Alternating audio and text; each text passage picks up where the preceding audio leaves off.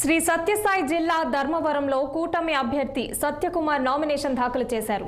ధర్మవరం పట్టణంలోని శివానగర్ శివాలయంలో ప్రత్యేక పూజలు నిర్వహించి అనంతరం బీజేపీ, జనసేన, టీడీపీ నాయకులు, కార్యకర్తలతో కలిసి భారీ ర్యాలీగా వెళ్లి రెవెన్యూ డివిజన్ కార్యాలయంలో నామినేషన్ పత్రాలను అందజేశారు. సత్యకుమార్ నామినేషన్ కార్యక్రమానికి కేంద్ర మంత్రి విజయ్ కుమార్ సింగ్, పరిటాల శ్రీరామ్, చిలక మధుసూదన్ రెడ్డి, సినీ హీరో సాయి కుమార్ హాజరయ్యారు. ఈ సందర్భంగా దేశంలో మోదీ ప్రభంజనం కొనసాగుతుందని సత్యకుమార్ అన్నారు. ఏపీ సార్వత్రిక ఎన్నికల్లో ఎన్డీఏ కూటమి విజయం సాధిస్తుందని ధీమా వ్యక్తం చేశారు.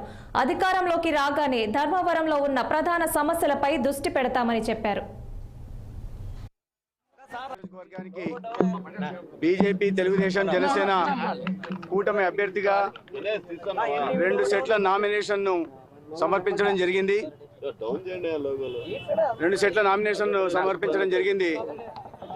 ధర్మవరంలో ప్రజలు మార్పు కోరుకుంటున్నారు.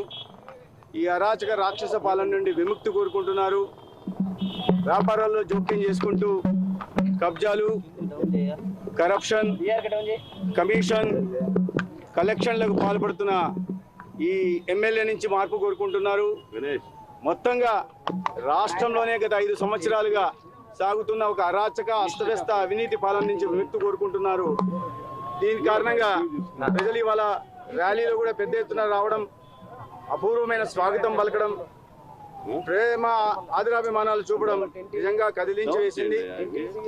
ఈ ధర్మవరంలో మార్పు తథ్యం, ధర్మవరం అభివృద్ధికి చిరునామాగా నిలవడం తథ్యం, ధర్మవరంలో శాంతి నెలకొనడం తథ్యం, కరువు కాటకాలతో విలువిల్లాడుతున్న ధర్మవరానికి సస్యం శ్యామలం కావడం కూడా తథ్యం.